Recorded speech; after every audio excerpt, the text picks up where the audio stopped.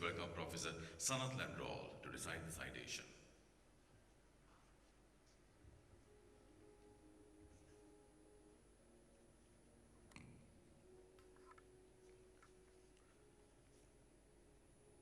Patron, past presidents, fellows, members, distinguished guests, family members of Dr. Nalin Rodrigo and Mrs. Rodrigo. Good evening, ladies and gentlemen. It is my privilege and honor to present Dr. Chandana Jayasundara, who will be delivering the prestigious Dr. Nalin Rodrigo Oration in 2022. It will be a huge task to present you the achievements and contribution made by this young member of the SLCOG, Dr. Chandana Jayasundara, who is known to every obstetrician and gynecologist in this country. As it is traditionally required to introduce the orator, I will present a brief introduction. Dr. Chandana Jayasundara was born in Kandy but brought up in Negombo. Primary education obtained from St. Mary's College and then Maristella College, Negombo. He entered the University of California in 1999, passed out in 2005 with gold medal for Obstetrics and Gynaecology with the second class upper division honors, and he was a keen student and follower of Senior Professor Prasanta Vijayasinghe. He did his internship at Professorial Medical Unit Colombo and the Castle Street Hospital for Women with Dr. Ajitha Vijayasundara, who was the inspiration for pursuing his career in obstetrics and gynecology. He worked a short period at District General Hospital Negombo, and he got through part 1 and entered the field of obstetrics and gynecology in 2008. His first year he worked under Dr. R.N.D. Rajapaksha, and the second year at Professorial Unit Colombo under Professor Hemantha Senanayaka. He passed his Part 2 exam, ranked number 1 from PGIM, and did his senior registrar post with Dr. Sisira Ranaraja at Teaching Hospital, Peradeniya. He did his foreign appointment at Sunshine Hospital, Victoria, Australia, where he has been able to provide with foreign appointment for numerous young senior registrars. He obtained his membership of the Royal College of Obstetricians and Gynecologists in the year 2013 while working in Australia. After returning to Sri Lanka in 2014, he worked for a short period at DGH Mulathivu and Base Hospital Avisavella and Base Hospital Homagama as acting consultant obstetrician and gynecologist. He joined the University of Peradeniya Obstetrics and Gynaecology Department as a senior lecturer in 2016. 2017, he joined the University of Colombo Obstetrics and Gynaecology Department for the same position where he has been working since then. He was awarded with Dr. S.S. Ratnam Young Gynecologist of the Year 2015 and SLCOG Sir Sabaratnam Arulkumaran Young Gynecologist Award in 2021. There's a long list of his publication, and there are more than 30 full text publications in peer-reviewed journals, and has been invited speaker in many national and international conferences, edited chapters in 3 books. His contribution to SLCOG is enormous, and he was an active member of SLCOG since 2017. He held the position of Assistant Secretary for 2 years, 2017 and 2018, and then Assistant Treasurer in 2019. And since then, he has been a council member, and the college membership has elevated him to the post of Secretary General in 2023. He has been the chief coordinator in many pre-congress workshops for the SLCOG and been coordinator of labor care workshops for the last 3 years consecutively. He has been an active member for the Safe Motherhood program throughout the years and worked to improve the knowledge of CTG throughout the country. He will be the secretary, and he is the secretary for the Endometriosis and Adenomyosis Society of Sri Lanka for the last 2 years and was instrumental in organizing Asian Endometriosis Society session in Sri Lanka 2020. His main research interests are in the field of labor and endometriosis. Ladies and gentlemen, May I invite Dr. Chandana Jayasundara to deliver this prestigious Dr. Nalin Rodrigo oration.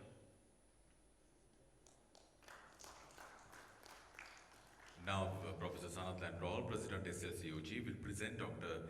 Chandana Jayasundara with the special medal for the oration.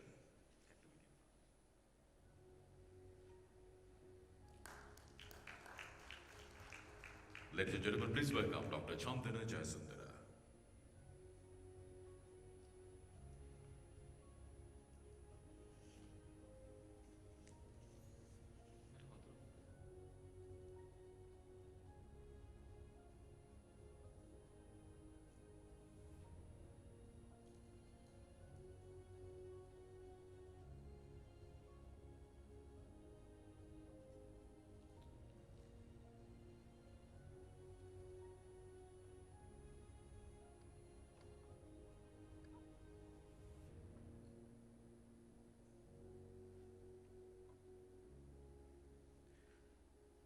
Thank you, Professor Sanath Lanerolle, for your kind words of introduction.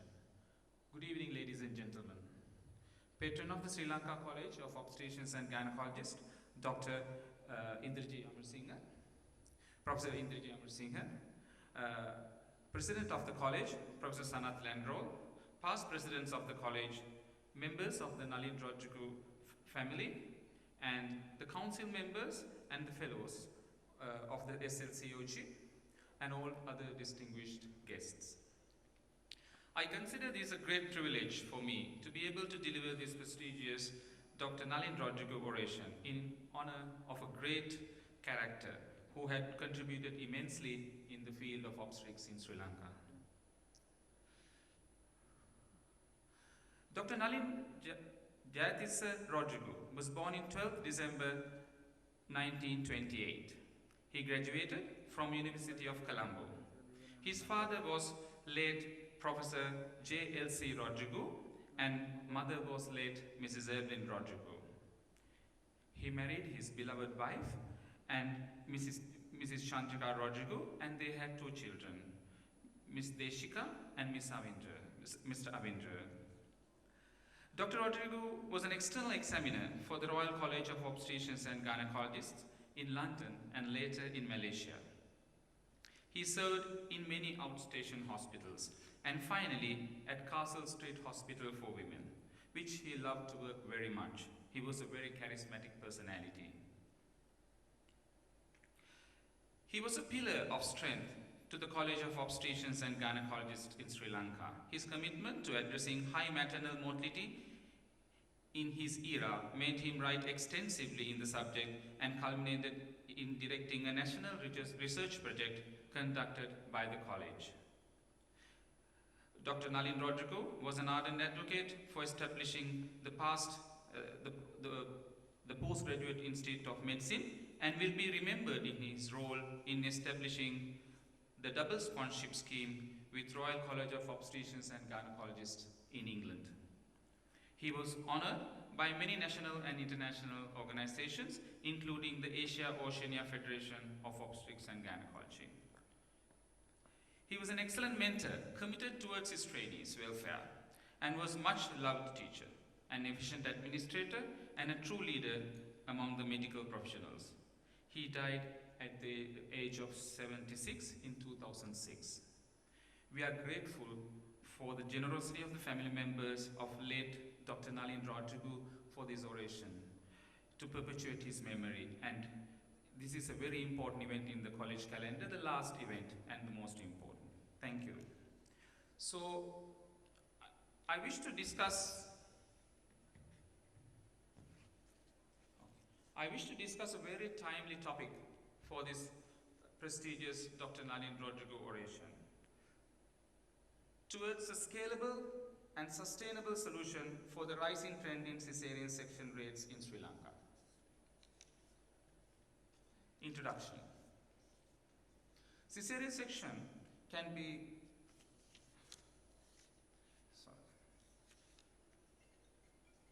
caesarean section, better worded as caesarean delivery, can be defined as delivery of the fetus from the uterus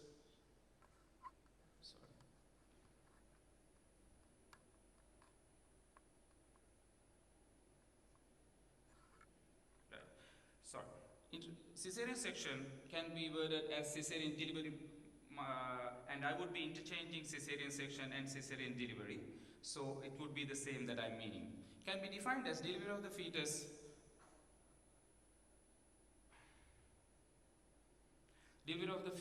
through the maternal womb through an incision in the abdomen.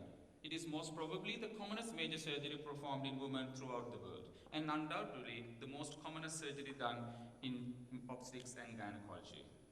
The history of caesarean section. Caesarean section has been described since ancient times, and the evidence of this surgical procedure can be seen in Western as well as non-Western literature.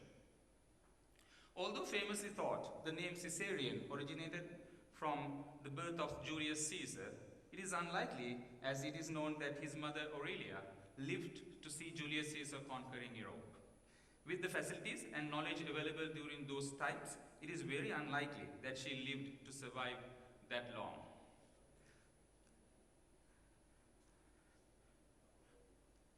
It is thought that during the times of Julius Caesar, caesarean delivery was done to deliver the dead fetus from a dying or dead mother. This is due to the famous belief that they have to remove the fetus from the mother before burying the child.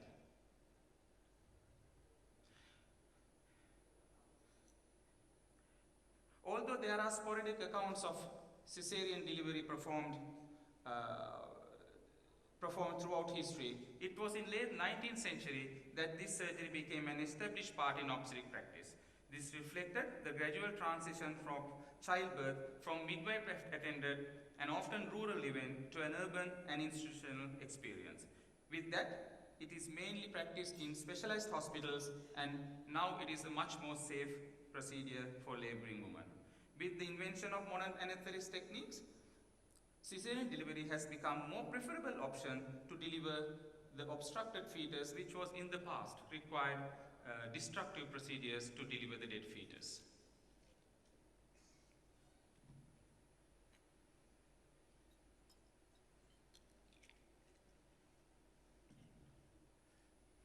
Later, though still a dangerous surgery, caesarean delivery was preferred instead of a difficult forceps, which was commonly associated with fetal injuries and deep pelvic lacerations. Evolving safety of caesarean delivery. In the early days, caesarean delivery was associated with very high mortality due to sepsis, peritonitis, and hemorrhage. But with the improvement in medical knowledge, caesarean delivery has now become a very safe surgery. To name a few, internal suturing of the uterus, after Marian Sims popularized the silver wiring suturing, John Martin Monroe popularizing the Fannin steel incision and lower segment caesarean section. Introduction of penicillin in the year 1940s, and then later widespread use of antibiotics, leading to a drastic reduction in sepsis-associated peritonitis and related deaths. And spinal anesthesia instead of general anesthesia helped in reducing anesthesia-related complications during caesarean section. Caesarean delivery, a life-saving and a much-needed surgery. Over time, caesarean delivery has been responsible for saving lives of women as well as babies. Thus, it has evolved into a very important surgical procedure in obstetric practice. Caesarean delivery is done for many indications, which can be broadly divided into three categories: fetal maternal indications, and maternal indications. Fetal maternal indications. Indications that poses a threat to the mother as well as the fetus, like placenta previa, placenta accreta, placental abruption. Labor dystocia can be included in this category. Fetal indications. Indications that pose a risk to the fetus, like non-reassuring fetal heart rate traces, malpresentations, growth restriction of the fetus, and maternal vaginal infections like herpes, and some fetal malformations needed caesarean delivery. Maternal indications. Indications like maternal medical problems like cardiac diseases and CNS diseases, which contraindicate the delivery of the fetus vaginally. Caesarean delivery is not without complications. Though caesarean delivery is much needed and a life-saving surgery, it is also a major surgery with immediate and long-term complications. These complications can be broadly divided into intraoperative, immediate post-operative, and long-term complications. Intraoperative complications like uterine lacerations, bladder injury, urethral injury, bowel injury, and uterine atony are seen with caesarean delivery. These complications are much more common in repeat caesarean delivery and when the surgery is performed as an emergency procedure. Post-operative complications like endometritis, sepsis, wound infection, and thromboembolic disease need to be accounted as complications arising from caesarean delivery. Long-term complications like subsequent pregnancy-associated placental complications, placenta previa, placenta accreta, poses a major risk of massive postpartum hemorrhage and higher maternal morbidity and mortality. Once the caesarean section is performed, attempting a vaginal delivery, we call it trial of labor after caesarean section, in subsequent pregnancies carries a risk of uterine rupture and its associated increase in maternal morbidity and mortality. Majority of caesarean deliveries thus are done due to past caesarean deliveries. If the primary caesarean section rate is not kept in check, this indication for caesarean delivery will inevitably increase. With the above description, it is now evident that though caesarean delivery is an essential surgery and it's a life-saving surgery in obstetric practice, unnecessary increase in its use can increase harmful complications of the procedure. Caesarean delivery, the rates are rising. After 1950s, the caesarean delivery rates have steadily been increasing all around the world. In some South American countries, it has now reached 80%. That means 8 out of 10 babies are born through a caesarean delivery. The rate of caesarean delivery in the country was initially directly proportionate to the country's gross national product. So richer countries with better healthcare facilities had a higher caesarean section rate. But with availability of medical facilities worldwide, the problem of rise in caesarean section rates is now not confined to richer countries. Internationally, the rates of caesarean section for different indications vary widely in the country as well as internationally.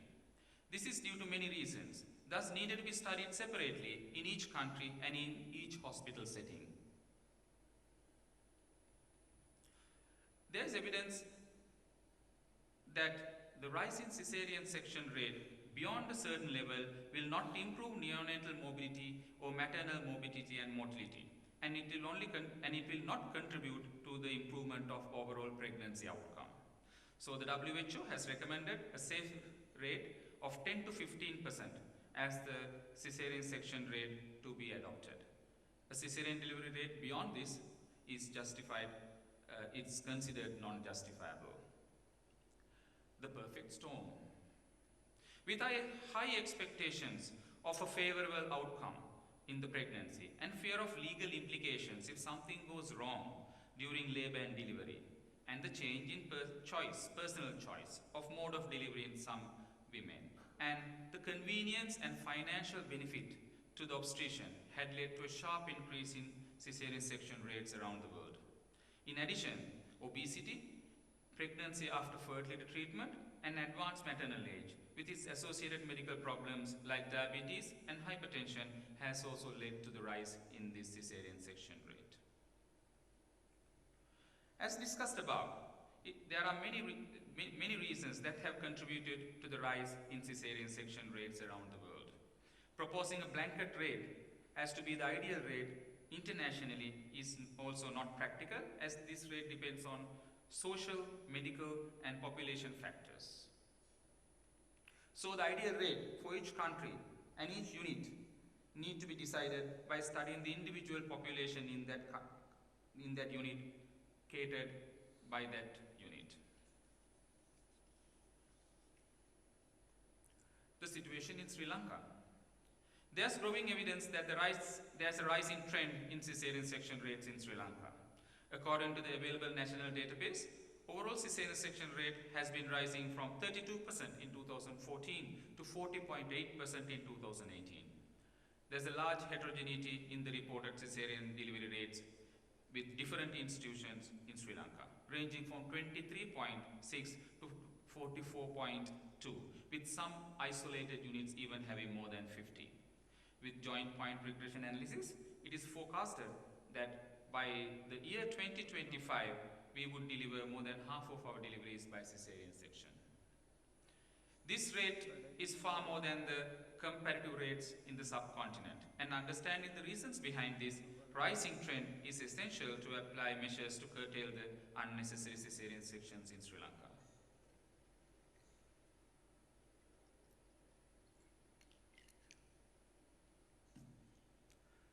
Not all cesarean sections are equal. Yes, cesarean section carries a minimal risk, and yes, it's also a life-saving procedure, and yes, it's a very safe procedure with extremely low complication rates. This is true when you consider a primary cesarean delivery done electively in a woman with no previous surgeries or pelvic complications. However, when complicated by distorted anatomy, or more importantly, when it's done as an emergency procedure, complications rise disproportionately and even high as 200 times more. Hence, not all cesarean deliveries are equal, and selecting how and what to reduce is very essential. The need for a robust classification system for cesarean deliveries. Understanding reasons behind cesarean deliveries in each unit, in each country, is an important integral component in attempting to curtail these unnecessary cesarean section rates. To identify those reasons behind all cesarean sections, there need to be an accurate data collection and data interpretation method in place. To collect data accurately, there should be a simple but robust classification system to classify each and every cesarean delivery. This makes it clear the need for a globally accepted classification system encompassing all the cesarean sections. Different classification systems. Various classification systems have been used in the world so far. One of the earliest methods to classify cesarean delivery is as elective and emergency sections. This categorization is still practiced in many units, and data collection, it's used in data collection and audits. But it's totally inadequate for a scientific analysis as well as recommending actions to be implemented. Another classification system is categorizing it as category 1 to 4. This classification is ideal for service provision audits and team communications, but has the same disadvantage as the previous classification. So, in 2011, WHO conducted a systematic review which identified 27 different classification systems to classify cesarean deliveries. It was important to find a classification system that would be easy to use with good quality data and also clinically relevant for auditing all labor events. It should be able to find reasons behind the trends of cesarean section rates in different units and be able to compare the rates with same unit over time and then compare the rates nationally and regionally and even globally. Why Robsons classification? In the WHO review, it was concluded that Robsons 10-group classification was the best classification system to categorize cesarean deliveries, which will fulfill the global requirement of classifying all cesarean deliveries. The Robsons classification was identified as a simple but robust, reproducible, and clinically relevant classification. It is a prospective classification system that will enhance the quality of data collected. It's also important in the point of view of RCTs, as it allows the implementation and evaluation of interventions targeted at different groups of women. On the other hand, Robsons data can be used to compare cesarean delivery rates of different indications between different units and different hospitals. And this will also enable to audit and compare rates with WHO recommended rates and to propose service improvements and in the respective units to achieve a favorable cesarean section rate. The Robsons 10-group classification system. While Robsons' original classification system included only 10 groups, for both research and audit purposes, subtyping individual Robsons group is commonly done. This is done mainly in Group 2, Group 4 and Group 5. You can see here it is done. To retain the original reference group numbers, these subtypes were classified as simple A and simple B. So if I just go through the Robsons classification system in a nutshell, this until Group 9, all are term pregnancies. Group 1 and 2 are nulliparous women. Group 1 would be women who are coming in spontaneous labor, and Group 2 would be inductions or pre-labor caesarean sections divided as A and B. 3 and 4 are multiparous women, again coming in the same way, spontaneous labor and induced or pre-labor. And Group 5 is for women with previous caesarean sections, 5A for one previous caesarean section, 5B for more than 2 or more caesarean sections. 6 and 7 for breech, again for nulliparous women and for multiparous women. 8 is for multiple pregnancies. 9 for women with abnormal lies like transverse and oblique lie. And 10 is the category that we categorize for preterm deliveries. Collecting data for Robsons classification. The Robsons implementation manual, which the picture we have shown here, is the manual that has been put out by the WHO to guide us using the Robsons classification. So it has proposed several methods of data collection according to the Robsons classification.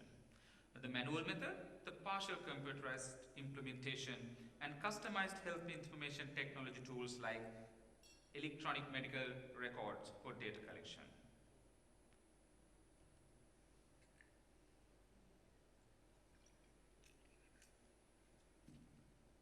The situation in Sri Lanka. Sri Lanka is a low middle income country with very little information technology, with very little use of information technology in the field of health data. Most data are collected in paper format and then transferred into electronic format for analysis and recommendations. In addition, Sri Lanka lacks a widespread national database for collecting hospital data. Thus, Sri Lanka does not categorize caesarean sections according to the Robsons classification, nor collect all the caesarean section data in a central database. Though there is published studies that have categorized the birth events in respective units according to the Robsons classification, this also has been done in a paper format and then transferred into electronic format for analysis and studies. It is not sustainable in the long run, and there's high risk of missing data that will invalidate any long-standing database. Introducing a smartphone app for Robsons classification. Due to the above described drawbacks of paper-based data collection and the high cost of much sophisticated health information technology tools like EMR for data collection, we developed a partial computerized system to collect data on Robsons classification. For this purpose, we developed a smartphone web-based application and we named it RobsApp. The main consideration given when developing this app was ease of data entry, ease of uninterrupted data entry, ease of integration to routine workflow in the ward, and the scalability of this web-based smartphone application to a wider deployment potential. Collecting data for RobsApp. As a whole, purpose of Robsons classification was for obstetric audit and in general, and specifically to understand the reasons for rising caesarean section rates. Following functionalities were planned from the very initial stages.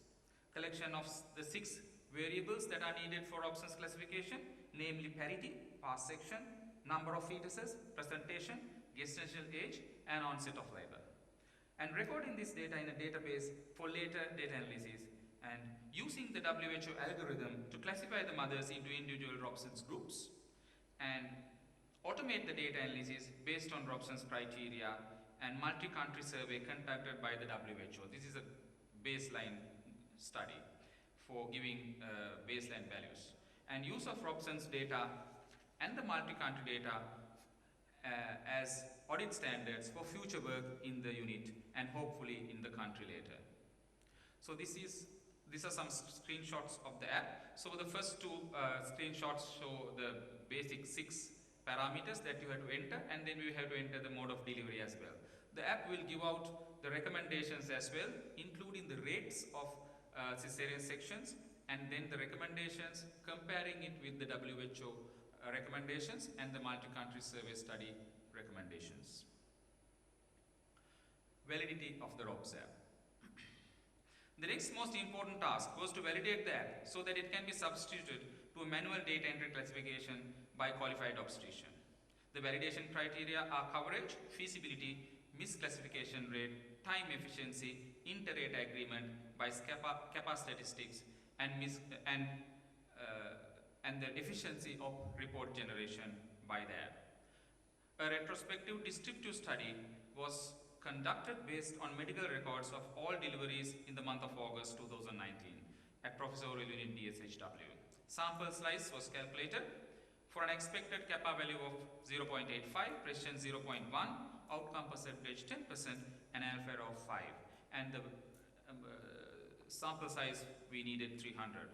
Records of deliveries were consecutively selected until the sample size was achieved. Data collection. Deliveries were coded using the RobsApp by a trained data entry officer. Same deliveries were manually coded according to the Robsons classification by a consultant obstetrician. Data analysis. The percentage agreement and kappa statistics for inter-rate agreement were calculated. Coverage, feasibility, time efficiency, and report generation were assessed qualitatively.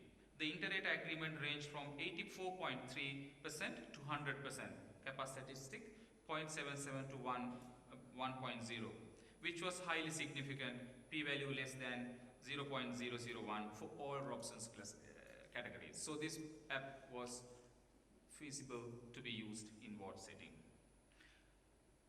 Using the RobsApp. The RobsApp is hosted at site ground servers, which are highly customized and based on a Google Cloud infrastructure. The backend software stack is optimized for speed, security, and scalability. And the master database file will be generated in five file formats: CSV for MS Excel, Open Document Spreadsheets, CSV for PDF, and XML formats. So this is a format that we will get it. So this can be directly incorporated into a statistical package. So with the help of this will help the principal investigator or the institute to migrate this data directly to SPSS or SAS or any other statistical package of choice for further data analysis and audits in the unit. This can be done as an ongoing data collection and classification procedure, and interventions can be instituted in real time. Data collection in RobsApp.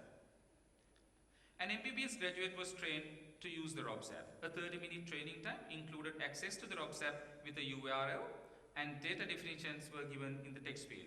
All definitions are mentioned in the home page as well for the operator to refresh the memory if needed.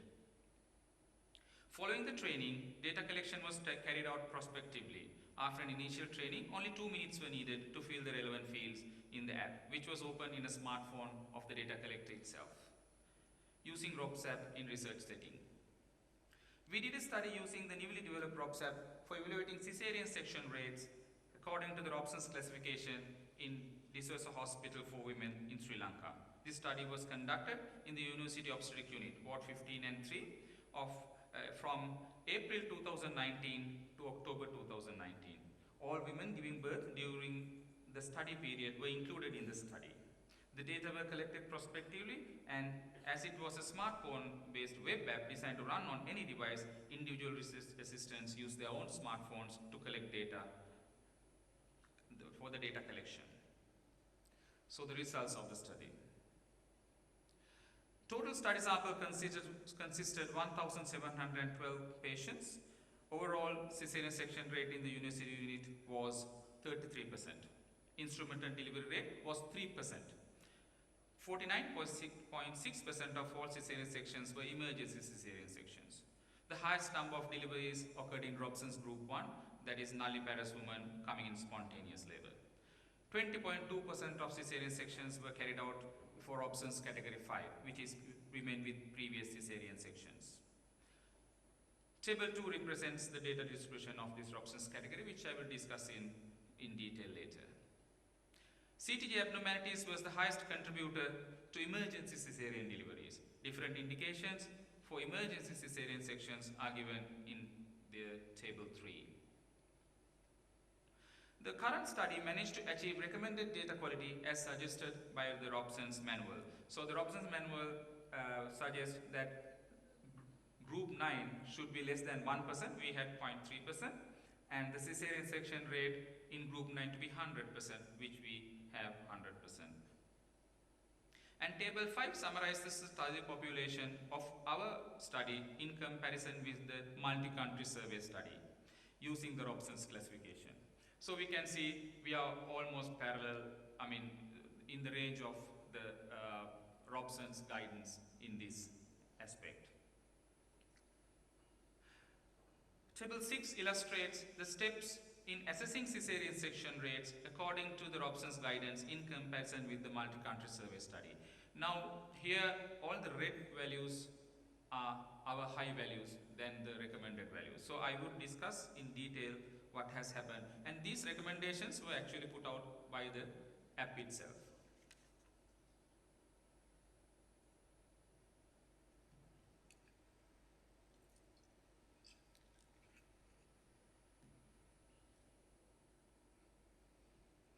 The caesarean section rate of 33% is far more than the recommended rate by WHO, which proposes 10 to 15%. So it's important to analyze subgroups of caesarean sections to understand the reasons behind this high caesarean section rate.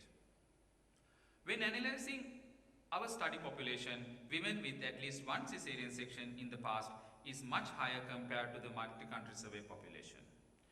This indicates that there's a high primary caesarean section rate in this population, or that women who had a previous caesarean section in other units tend to deliver their subsequent deliveries in our unit.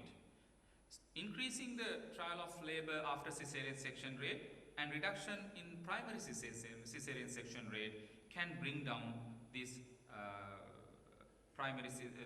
can bring down the past caesarean section rate women. Our unit, the primary caesarean section rate is 24%. So we can bring down that up to about 10 to 15%. Number of women in group 6 and 7, that is all breech deliveries, who had breech presentations. In our study population, it was 4.3, and compared to WHO, which is 3 to 4%. So we had a higher rate of that. In addition, the caesarean section rate in this group was 94.9% is in primary and 85.3 in multis. And overall, 90.4% of all breaches had caesarean delivery in our unit. So this has some implications. It might be that we have a very low ECV rate, or ECV success rate is low. And the other thing might be that we are not delivering breaches, we are not delivering vaginal breech deliveries enough. So we have very high multiparous women having caesarean sections of 85.3%. On further analysis, the proportion of preterm deliveries in our unit was much higher than the Robsons reference range of 5, of less than 5 actually. This indicates that a higher risk population is served in our unit. The fact is more strengthened by the number of multiple pregnancies delivered in our unit, which is 1.9. The multi-country survey population is 0.9, and the WHO recommends 1.5 to 2, so we are at the upper end of the norm. Group 3 and 4 represents multiparous women without previous CAR. This group represented 33.4% in our population, which is significantly lower than the multi-country survey study. Therefore, currently a higher proportion of nulliparous women and women with multiparous women with scarred uteri are cared in our unit. Now these are high-risk pregnancies. So we are, again, it indicates we are having a very high risk population in our unit. The other worrying factor is inductions. 42.7% of inductions for nulliparous women in our study group ultimately underwent a caesarean delivery. Now, this is about the Robsons classification references. It is Robsons reference value is 20 to 35, and therefore it is important for us to assess the induction protocol in our unit. The caesarean section rate in group 3, that is multiparous women with spontaneous onset without a previous CAR, is 9.3%. That is very much more than the Robsons guidance of 3%, 3 times more in fact. So this is also alarming, and we have to look into why our multiparous women are undergoing caesarean sections. It might be due to the fact that we are having a more aged population and women with more medical complications coming in their subsequent pregnancies. The caesarean delivery rate in group 5, that is all multiparous women with previous 1 or more caesarean deliveries, was 77.7% in our group.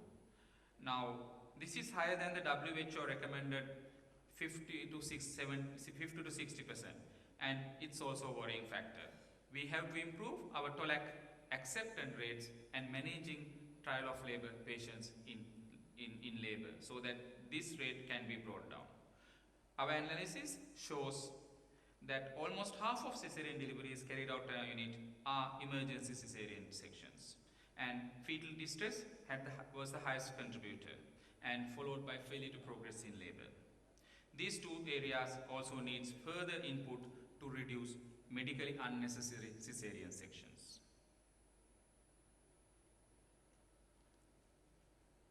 Using the RobsApp at professorial unit DSHW and comparing it with past attempts of Robson's classification in the same unit. One main advantage of the Robson's classification to data collection is this data then can be used to analyze the changes in practice in a single unit over time. This can be easily achieved with the RobsApp, as the app needs minimal resources and it would be more sustainable than the orthodox data collection methods. A similar study was done by Sanath et al. Using paper-based data collection in the same unit DSHW from July 2015 to June 2017. We studied the difference of each categories which had occurred over time by using data obtained from the RobsApp and the available data from the Sanath et al. Study. If such comparison is done with the RobsApp in future in a temporal manner, it will be useful for the unit to make valuable recommendations for changes in practice and to reduce the caesarean section rates.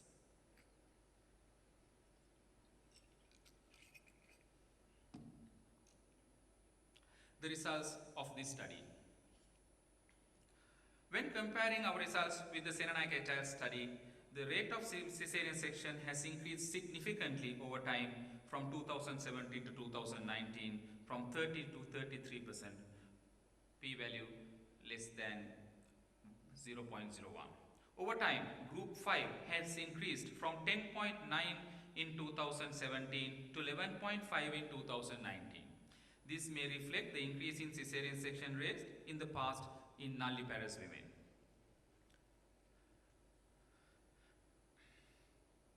Compared to 2017, there is an increased trend in preterm deliveries as well as multiple pregnancies in our unit. Overall, it can be speculated that there is a rising trend in higher risk pregnant women reaching our unit and caring in our unit. Group 3 and 4 represents all multiparous women without previous CAR. This group is 33.4% in our study population, which is significantly lower than 2017 study. That indicates more and more high-risk population, that means nulliparous women and women with scarred uteri are reaching our unit with time. An important observation is the reduction in contribution to the total caesarean section rate by group 5, that is multiparous women with at least one caesarean section in the past. It has reduced from 29.6 to 27.1. That means we are doing less caesarean sections as an indication for past caesarean section. So there might be a rise in caesarean section rate in the coming years in our unit because high-risk populations are coming more than just past caesarean sections. Group 6 and 7, that is all women with breech presentation, has contributed, and the contribution of those caesarean sections has also increased. It has increased from 9.1 to 11.6 over the years. As discussed earlier, this might be that there's reducing practice of external cephalic version, or maybe reduced success of that, or maybe the expertise in vaginal breech delivery is reducing in our unit because multi-para breech, the caesarean delivery rates have increased from 80.3 in 2017 to 90.4 in 2019. However, there are some improvements over time, like reduction in caesarean section rates in group 5 and reduction in caesarean section rates in twin pregnancies. Using the RobsApp in multi-center setup. Heterogeneity of data is a major obstacle in comparing caesarean delivery rates in different setups in the country. Even within tertiary care units, there's a wide heterogeneity in the reference population. Thus, when attempting to reduce caesarean section rates, same guideline may not be valid in each and every unit.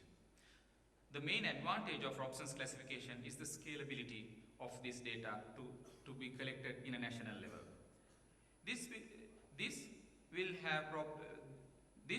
The ability of this comparison between different units in different parts of the country is difficult when it is a paper-based system, which will require a massive human resource workforce as well as financial funding, both of which are in scarcity at the moment in Sri Lanka.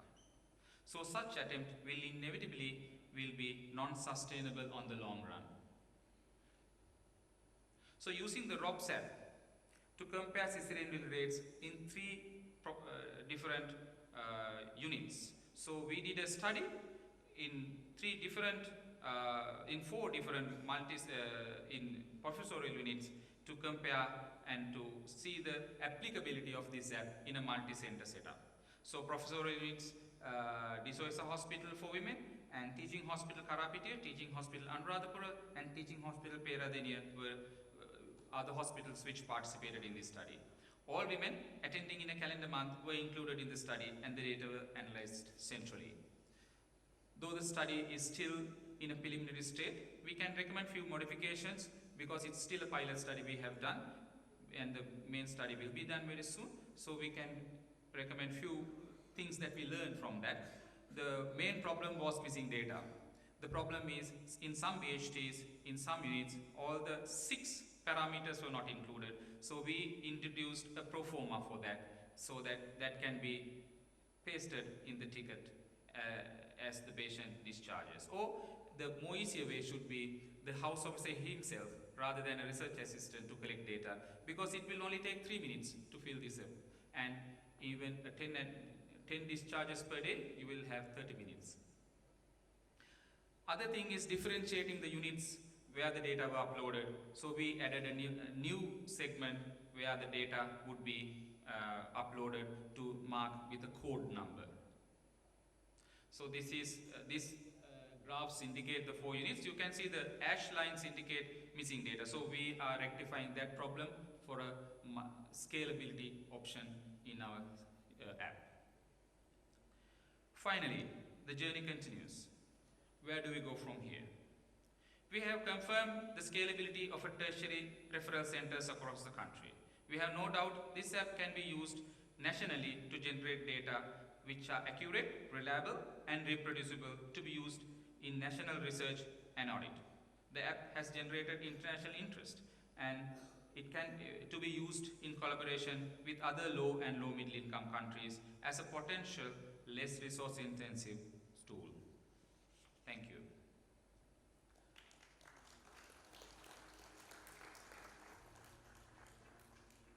Thank you very much. I like to acknowledge few acknowledgements at the end of my speech. So I like to thank my dear parents for their unconditional support and care given to me throughout my life. It's your contribution and sacrifice which has made me to stand here where I am today. And I wish to thank the President and the Council of SLCOG for selecting me to present this prestigious Nalin Rodrigo oration. It was a great opportunity to me to get to introduce my work to the Sri Lankan health system. I also like to thank the wife and the other family members of late Dr. Nalin Rodrigo with their generosity for initiating this oration and continuing their support and being present in this occasion. I would also like to thank my mother-in-law and my father-in-law and their family members for their continuous encouragement. A special word of thanks should go to my father-in-law, Dr. Ananda Perera, who supported in my research work throughout my career and developing the RobsApp with me with his vast knowledge and expertise in the field of computer programming and the companies is associated with the Blue Walk programming company. My heartfelt thanks goes to my teachers at St. Mary's College and Marisla College, Negombo, and my teachers at the Faculty of Medicine, Kelaniya, and my supervising consultants during my internship and post-intern period, namely Dr. Ajitha Vijayasundara, and then in my registrar period, Dr. R.N.G. Rajapaksa, Professor Unit, Professor Hemantha Senanayaka, Professor Randeniya, and Professor Kalwarachi, and Professor Harshalal, and Professor Dodam Pahala, and during my SR period, Dr. S.K. Ranaraja. And I wish to thank mainly Professor Hemantha Senanayaka, who was instrumental in my academic career in my life. I can remember as soon as I came from abroad, he told me that I have to achieve an academic career in field of obstetrics and gynecology, and I think I have considered that and worked on that line. I would like to thank all my department colleagues at the moment. Though we have a very tight workload, due to your friendship and support and encouragement, I always feel everything is possible and we can do it. I wish to thank my sister and my two brothers who have stood by me in all my work and encouraged me to achieve my goals. And finally, I would like to thank my wife, Dushanti, and my two daughters, Venya and Bhavya, for bearing with me with my busy schedule and tolerating my long hours of work and encouraging me to progress in my academic career. Thank you.